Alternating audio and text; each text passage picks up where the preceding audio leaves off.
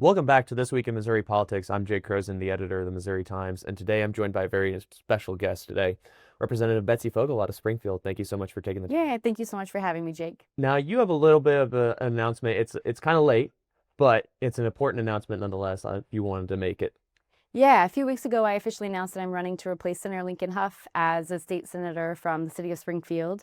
I'll be on the ballot in 2026, hoping to flip our Senate seat from the Republican, of course, that Senator Lincoln Hough is, to a Democrat, being the first and only elected Democrat in the lower half of Missouri in a very long time. Senate District 11, so or 13. That's Springfield area, Greene County. What's all encompassing that? Is it all Greene County? It is the totality of the city of Springfield, so it's in District 30, so it includes all of the city of Springfield and just part of Greene County that isn't in the city of Springfield. There are about 15,000 voters that don't reside in the city but are in that Senate district. Now, I was at your campaign kickoff down there, and it was a great day. You pulled out a huge number of people, but I was really interested because in politics, especially modern politics, you really don't get to see who the person is that's running for office anymore. You kind of see ads, you see the mailers. You really don't get to understand the person and what kind of motivates them. Tell our viewers a little bit about yourself. Yeah, so I had my campaign kickoff at a place called Phillips Grove Park, like a block from the home I grew up in, 2 blocks from the high school I graduated from, a block and a half from Missouri State University, where I did my undergraduate degree and then taught for several years after college. And then a few blocks from the home that I live in now, right across the street from my sister and her family. So it's important to me to have it in a place that meant a lot to me. Almost every memory I have growing up or in my 20s or now into adulthood have happened within about a square mile of that park. And I couldn't have thought of a better place to have my campaign kick off, and just loved every minute of it. We had several hundred people out, and it was a great night. So obviously, you kind of recounted your time before getting to the House. You were working at the Jordan Valley Health Center, right? Mm-hmm. So what were you doing Yes. there? So I worked at a place called Jordan Valley Community Health Center, which is a federally qualified health center that provides medical, dental, and behavioral health services primarily to patients who are underinsured or uninsured. I worked there right after college up until the day before I was sworn into this job. The first few years, I worked directly with families and did things like Medicaid applications, food stamp applications. If there were any concerns of food insecurity in the home or domestic violence or child abuse, I was the person that worked with those families to help address both the clinical and non-clinical needs. Not an easy job. No, it was not an easy job, but an absolutely rewarding job. I knew that every day I walked out of the building, I was able to make my little corner of the world a little bit better. But also in that role, I saw these big gaping holes that working families face. Things like I employed a lot of single moms as dental assistants or receptionists, and I would offer them a promotion and want to give them $1 raise. And then they come back to me the next day and say, Betsy, as much as I want this promotion and these additional responsibilities, if I make $1 more an hour, I'm going to lose all of my support for childcare and lose all of my support for my children's insurance. And I just saw all of these big gaps in the social safety net and the ways that this building, that we're a block away from now, didn't operate or didn't serve the needs of my neighbors back home. And that's what kind of prompted me to want to run for office and was first on the ballot in 2020. Now, if I remember correctly, you also had former House Minority Leader Crystal Quaid kind of give a kickoff speech for you guys. I did. And Yes. was she the one that called you to run for state? She was. Yeah. So I had never thought about running for office. It was not something that really was in my plan for myself. She called me out of the blue one day, left me a voicemail and said, Betsy, we're looking for somebody in House District 135. We know you recently bought a house there.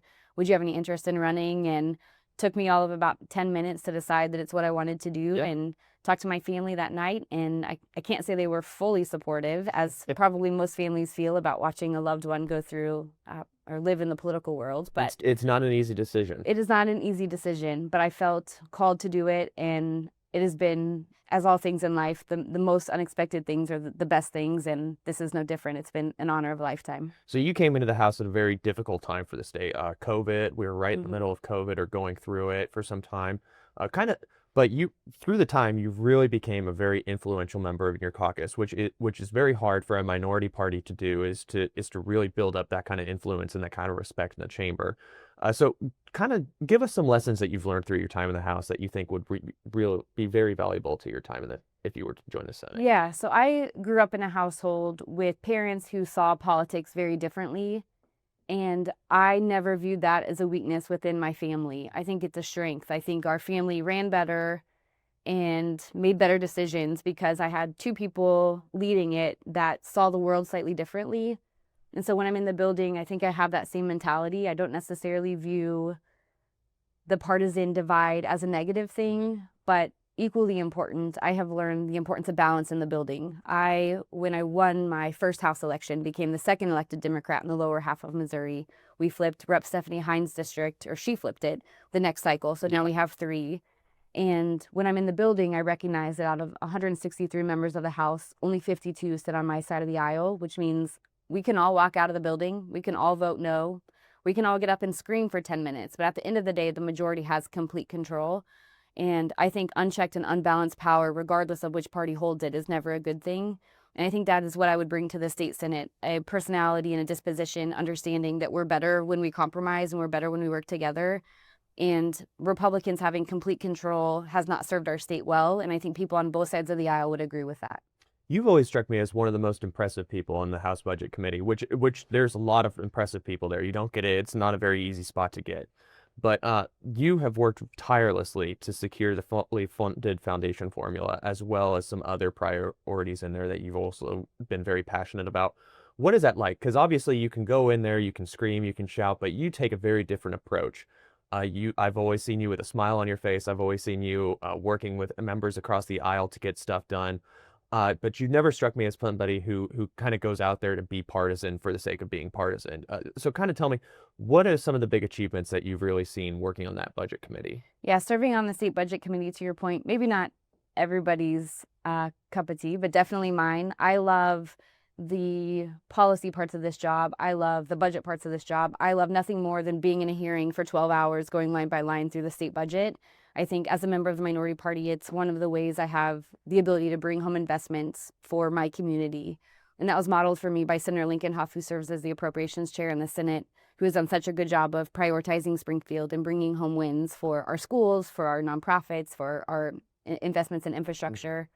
And so I think when I'm in that room, I recognize that I'm not going to get anything done if I don't work alongside my friends and colleagues on the other side of the aisle. That doesn't mean that when there's something I disagree on, I'm not going to do everything I can to get my way. And I think the things that you mentioned this year, like fully funding our foundation formula, funding our child care subsidies, fully funding the pay plan that the governor recommended, are all things that I'm not sure would have happened had House Democrats not been in the room. And I'm really proud that we were able to get those done. We'll see what the governor does when we get to the veto announcements. But the chairman, I consider him a friend, and I've really enjoyed the opportunity to work with him, and he's good at his job. We have a different perspective on where we should spend money and how we should spend money, but I'm going to respect, the will of his caucus by placing him in that position, and the will of his voters, and always give people the respect that they deserve for being in the building, while maintaining my commitment to the things that make me a Democrat and make me a Springfieldian. Obviously, Senator Lincoln Hough, I've been here as long as I've only been here for a few years now in Jeff City, kind of paying attention to things, and I've been here during the Senator Lincoln Hough era. He's obviously had a huge impact on his area, but also the state as budget or as approps chair in the Senate. What are some of the things that obviously that's going to be some big shoes to fill, but what are some of the things you want to see achieved for Springfield if you were to be elected to state Senate? Springfield is the largest school district in the state. We're the third largest city, but we're the largest school district. And for me, the responsibility of representing those students and those teachers and those families well is vitally important, and something that Senator Lincoln Hough has done so well on, even when it wasn't necessarily popular with his party. Governor Kehoe has been very public about wanting universal school choice in this state, and that is something I am very much against. I believe that public schools are the core of our country, the core of this state, and that every child should be guaranteed a free and quality public education. And every year that I've been here, we've taken significant steps to privatize a good that was always meant for public good. And I refuse to go to the Senate and sit down on any issue that would continue to privatize our schools, or make it to where all of the kids back home in Springfield don't have access to a good public school system. So I think that is probably one of the most important things I'd want to accomplish. Of course, my background being in healthcare and in the public health space, making sure we have pathways out of poverty for families, and that we are supporting and uplifting families who might need a little bit of help. When you look at having a strong social safety net, every state that has a strong social safety net tends to do better than those who don't. Yeah. When we're looking at poverty rates or health outcomes for kids or reading levels for kids, all of those things are intertwined. And the poverty rate in Springfield is is higher than the rest of the state, and I would view my role in Jefferson City to make sure that every family and every child has a pathway out of poverty and has the same opportunities that I was giving growing up in a city and a state that loved me, that took risks on me, and that wanted to invest in me. That is one of the things that frustrate me most in the building, is when I see my colleagues wanting to continue to cut the same programs and the same investments that I had growing up. Yeah. And I want the next generation to have those same things. That was one of the things that struck me from your campaign kickoff was a line that you said that I want to invest in Missouri's next generation the same way that the generation before me invested into me. And I think that's something you really don't hear too often. It is really looking towards the future in terms of investing in our kids. But something that also caught me off guard that you really don't get from a whole lot. Like, obviously everybody talks about community, but from your kickoff, it really did seem like there is a sense of, I want to pay back my community the way it helped pay for me to get to this point. Your campaign is obviously going to be very focused on community grassroots efforts as well. Kind of what's the strategy you're taking there? Obviously, there's going to be a lot of investment from people in that city, but what's the strategy you want to see there?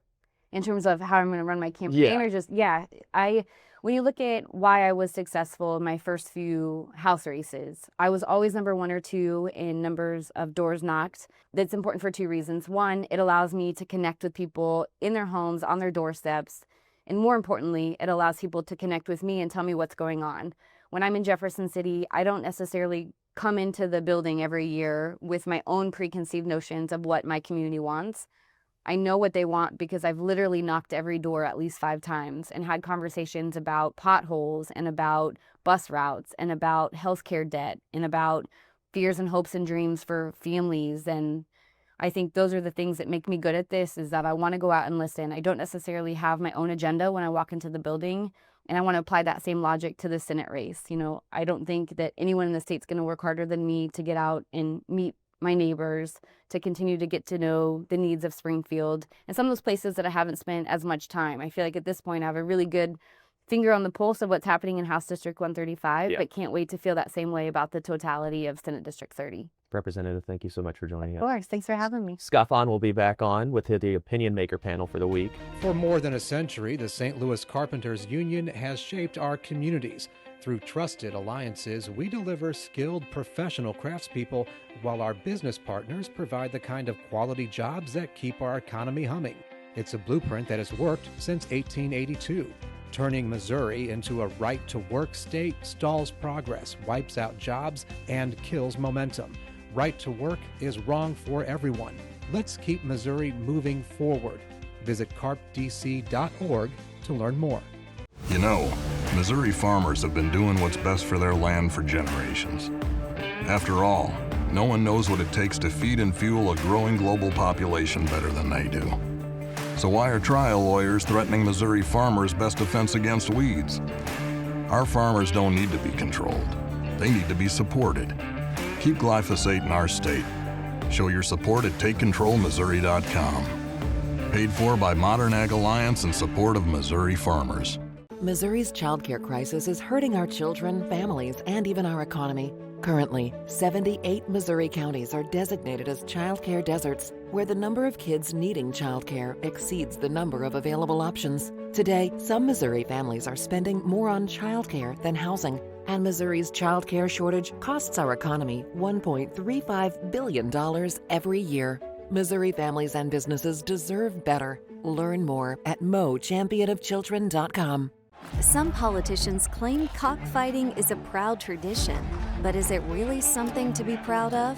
Cockfighting isn't just cruel to animals, it's cruel to humans. It's linked to organized criminal activity, illegal gambling, even drug trafficking. Leading law enforcement and Christian groups have spoken out and are urging a stop to the violence. But some politicians want to give cockfighters a pass. Keep cockfighting out of our state. We have a severe weather alert to report here. The storm is also bringing the threat of damaging winds and large hail. Here's the thing. When storms bear down, we step up.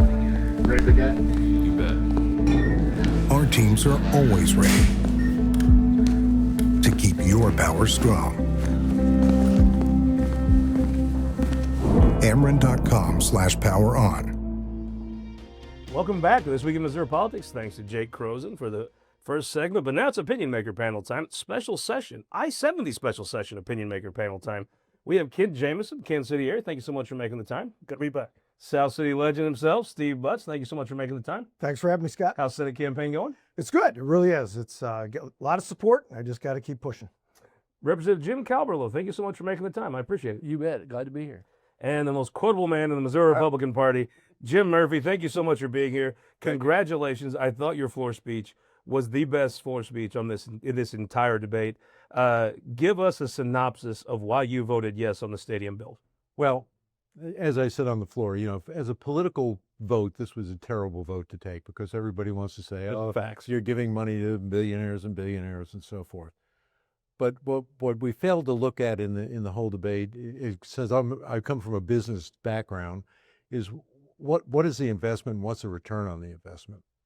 And if we invest in the Chiefs and we invest in the Royals, and they build new stadiums and they build sports, a ballpark village around it, we're going to get a return on that investment. If they leave, we lose $60 million and we get no return on investment. But beyond that, what it does for the image of this state would be devastating to us, because I'm going to tell you right now, people don't think of Missouri as, the center of the world. What they think of it is the home of the Super Bowl champions and the Cardinals. You had a good point. I think people closely associate your sports teams in your cities. Absolutely. They just do. And what a legendary tradition the Chiefs have. Steve Butz, this Chiefs thing was one thing, right? But shouldn't the Royals have had to return the trophy and apologize for 85?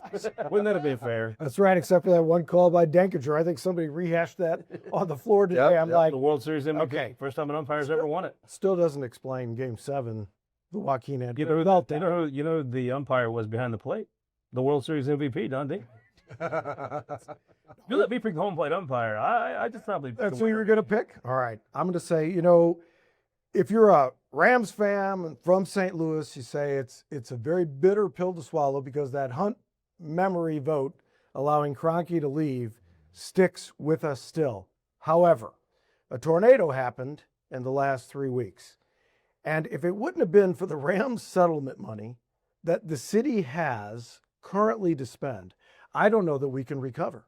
It's a big part of our recovery piece. So maybe it's one of those, thank God for unanswered prayers, that part of the deal allows the city to rebuild with the Rams money partially. And then, of course, I think even critical today was the vote for the $100 million to the city of St. Louis from the state. Representative, I mean, it's a good time to be in Kansas City. There is optimism in the air in Kansas City, and I assume this just adds to that optimism. Well, first off, heart's thoughts and prayers to the people of St. Louis. I want to thank and express gratitude to future Senator Steve Butz and our other elected officials in the St. Louis area, Mayor Spencer, for leading with grace and wisdom and strength. And this is just the first step to recover in St. Louis. With respect to 1985, you know what they say about people with excuses. About Casey, though, I couldn't say it better than Chairman Murphy over there. If we lost the Chiefs and Royals, the 1985 World Series champs, the loss would not be quantifiable. And we're going to bring jobs and wages back to the Kansas City area, and it's going to have a domino positive effect for the state of Missouri. Representative, I noticed even Searpoy got a little quiet about 85 the last few weeks. He'll be back to talking just like Ken is now. This is a tough vote. This is not an easy vote for a Republican to take. It's right. But if you look at it, if you can take the Chiefs and the Royals out of it and look at it as a business decision and look at it as another business, we've done it for McDonnell Douglas, we've done it for GM, done it for Ford. And those aren't near as hard, but it is that deal of millionaires and billionaires that puts the damper on it. But when you look at the whole picture, to me, it was an easy vote to keep them and to do it. All right, but Ray, I thought the best argument maybe globally was, nobody's going to dig into the details. I don't even know that they gave you a lot of the details on this deal. But Mike Keogh, a governor with, I think, unquestionably the most business acumen since Governor Stark, at least, and that's 75 years ago. He says it's a good deal for the state, even if let's just say Mike Keogh is 20% off, which would very be unlike him. Mm-hmm. There is a value to having those teams. Whatever the math geeks can come up with, the value of the deal is. if he's within 20-25%, I think there's a real value to the state's reputation to have these teams, even the Royals. Yeah, the ancillary things that we just don't even think about, and Representative Brown mentioned some of it, of the ancillary things that come out of it we just don't even think about is probably we just can't project how much that is. And I think besides the pride and not having a sports team in the western side of Missouri would just be devastating to us. So I think it's well worth it. So. All right, Representative Murphy, you're a St. Louis guy. Yep. I know some people said there's a thing called Afton or there's a thing called O'Fallon. It's all St. Louis to the rest of the world. It felt like Mayor Spencer, the way I think it was a seminal moment when she withdrew her lawsuit over state control of the police department. Right. Let's be honest, I didn't talk to anybody. I talked to a lot of folks that the property tax thing might have problems. I've not sold anybody that said that this was going to get overturned by the courts. When she dropped her lawsuit, I thought that was a fig leaf, a sign of, I want to cooperate, I want to work things out. I felt like that was good. That was a good humor piece. She came over, testified in committee. I think that $100 million went down easier because she's frankly done a good job. Well, and that's exactly right. We have to rebuild our city. We have to grow our city, and we have to do it cooperatively. We can't do it as we have in the past, as you against us, local against the state. And this is really a great sign that the future is bright for St. Louis City. As long as we can continue that cooperation, I think we're going to do very well. Jim, I do think that there's a piece of this. It is easier to get excited about being on the team of St. Louis when the leader of St. Louis comes off like she appreciates it, comes off like she wants to be a partner. Because I do think there is a little bit of, let's be honest, our friends in St. Louis can sometimes, every so often, come off a little arrogant. Would you have the leader be a person that's humble, comes over here, asks for help, thanks you for help? I think it makes it a little easier to go down for folks in your district to say, okay, let's get on board. I sat on the budget committee and was there yesterday, and it was the first time I had seen her or met her and knew who she was. And as a politician, and she's a politician, Sure. we know how to talk sometimes and make our story, but you could not fake what she gave yesterday in the budget committee. You knew it was heartfelt, you knew she was hurting, and you knew she wanted to rebuild that city if she had to do it with her own two hands. And yeah, there wasn't a doubt that they need the help, and I want to give it to them. Would this have been as easy to do, Jim, if it was Mayor Jones was still in office? No. And I don't think that there's going to be a lot of folks that hear that comment from two white guys and think it's a racism thing. It is. Maybe I'm not going to be the one that says there's nothing to that, but I really think a lot of it is when I saw Mayor Spencer's aggressive foot forward to come here. It was a different approach than Mayor Jones has. The one thing that I think the new mayor is building is trust, and I don't think Mayor Jones had any trust from anybody. Giving her $100 million probably would have been a tough deal because we have no idea what she'd do with it. I have very, very high confidence level that money that's going to St. Louis now is going to go in the right places, and that's to the people. I hear you. I hate to go there on that point. If Mayor Jones was still there, I honestly believe she would answer the call and rise to the occasion. However, I do too. It would have been harder. It would have been harder. There are too many bridges that are burnt, but that ship has sailed, and we've had the election, and we've moved on. Yeah, and I wasn't saying she wouldn't do it. I'm just saying that it would have been harder. I think it would have been a harder vote for you. Yeah. With Mayor Jones, just because the relationships have been so frayed. Right. Give me a prediction. Is this the start of a more collaborative process between the city of St. Louis and the state capitol? I believe so. What do you think? Absolutely, I do. It's a new day. It can't get worse, right? No.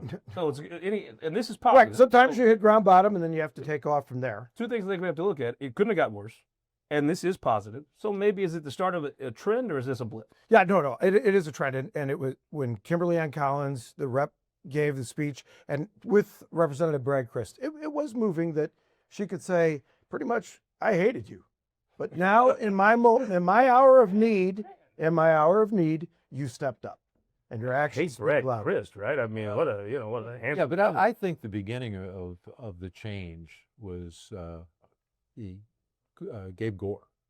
Oh yeah, when he came in, I think the city realized that the criticism wasn't made up; it was real. And Kim Garner was just terrible. She was horrible for the city. She created more problems than she solved.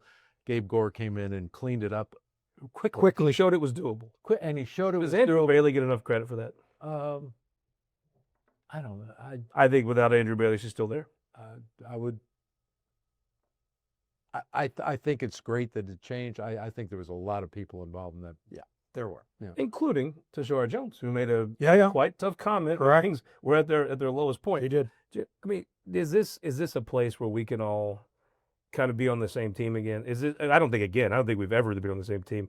But do you view this as maybe the start of a more collaborative relationship between City Hall in St. Louis and the state capitol? I think just kind of piggybacking off what Jim said, where it started with Gore, where we have somebody in there that's going to maybe work at that and do that job, and that happened. And with the new mayor and the way she came and pled her case and did it exceedingly well, I think it is. Because I think even as a rural rep in West Central Missouri, at least and some of my constituents may not understand what St. Louis does for the state of Missouri, but once you come up here and you understand. We don't like to admit it, but it's the truth. It is the Your truth. statistics, I don't doubt them at all. No, I don't either. Not one bit. But we don't mind doing that when it's in good faith and good things are It happening. helps not to rub it in a little bit. Super unique with Governor Kehoe being born and raised in North Yes. St. Louis. It's just never going to happen again. Right. And I do think, like with the calming nature in the Senate this session, he is the straw that stirs the drink here. I do think Mike Kehoe is the special sauce into this. Speaking up with a minute left, 2 won the week. My wife, on Sunday, we just learned that she's expecting. Congratulations. That's awesome. That's great. I'm going to say Mayor Kara Spencer. I've been a big fan and supporter from really the beginning when she ran for alderwoman. But since this tragedy has happened, I mean, she has stepped up to the plate big time, worked tirelessly, building a good coalition and team. So I wish her nothing but the best. And I think Donna Behringer being in a leading role in the city also huge. Also much easier. Who won the week? I have to say our governor. He worked this bill from day one. The dude doesn't lose. I'm going to tell you, he's been working the floor. He's been working the in people's offices. I wouldn't play flip cup with this dude right now. I wouldn't play tic-tac-toe with him. But I mean, it's the scoreboard. He just doesn't lose. Well, and let's hope he keeps winning. Yeah, who won the week? I'm going to go the Chiefs and the Royals fans, and then just sports fans in general in the state of Missouri to at least have that option out there for them to choose us and to stay in Missouri. I think it's a big win for Missouri. $75 billion for the Cardinals, about give or take a little bit. When that road comes, we will be open to it because we know what they can do. Will they be open to it, Jim? They need to give us number 12. No, I think we could all. We're not going to top that. But I'll give you a winner of the week. I thought House Minority Leader Ashley Awney won the week. She could have came to Jeff City. Her caucus could have said no. None of this happens. That winning streak stops, and none of the things everybody's smiling about happens. I think she showed a lot of stateswomanship, and I think she won the week. Hope you win the week next week by joining us in Warrensburg, Missouri, on the beautiful campus of the University of Central Missouri next week for This Week in Missouri Politics. This Week in Missouri Politics is sponsored by the Missouri Automobile Dealers Association, Ameren, Spire, the United Electric Cooperative, and the Missouri Association of Career Fire Protection Districts.